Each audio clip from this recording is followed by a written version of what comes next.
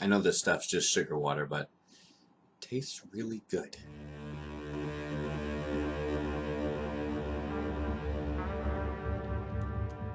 So work on Grow Fast has been good, if a little bit backwards. I started to run into some problems while I was writing.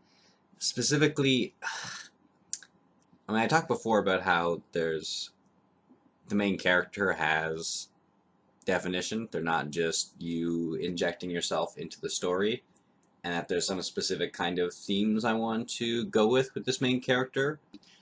And the second person present tense kind of setup I was doing, it just got more and more difficult, and I just ended up throwing it out and starting again.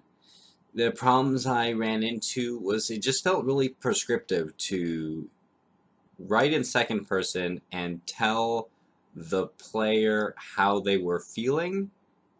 Like if someone just walked up to you and they were like, "You feel sad," and you're like, "Well, actually, I don't feel that sad about it." And they're just like, "No, you feel sad," and that's kind of what it was getting at. So I ended up switching to first person because in first person I can say I felt sad, maybe something a little more evocative than that, but I felt sad, and it makes sense. And the player recognizes the distance between them and the character, and can more get into the mindset of, oh, I'm inhabiting this character and living her life. I'm not just seeing what my life is like inside this fictional metal mill.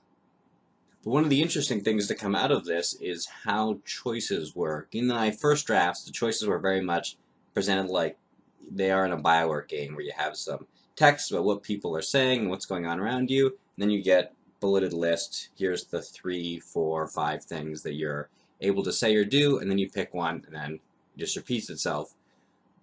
But I wanted to see if I could make the way choices are presented kind of reflective of the character. The protagonist in this game is very much an introvert. They're sort of a watcher kind of type, and I wanted to reflect that in the way you make choices and the way you interact with people. So what I ended up doing with this sort of first-person perspective was embedding all the choices in the text, which a lot of Twine games do, but specifically color coding each of the options. So I have one color for talk, look, think, do, go. I think it's all of them. I'm sorry, I didn't catch that.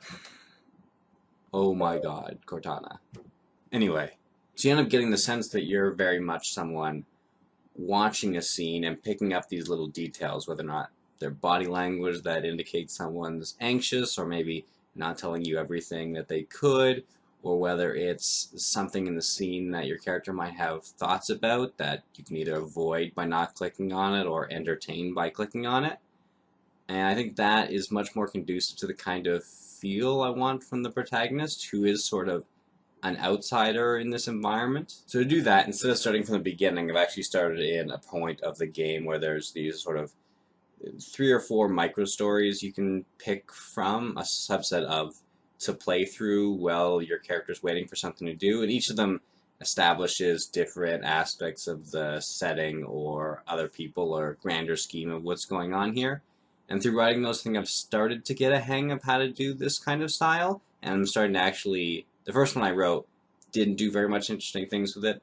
The later one, I think, is doing more, so I'll go back and sort of shore all those up. Once I get a good grasp of it, then I'll go back, I'll write the beginning, connect these stories in, and then we'll have a game. So, I'm going to get on with that, and I'll see you when I see you.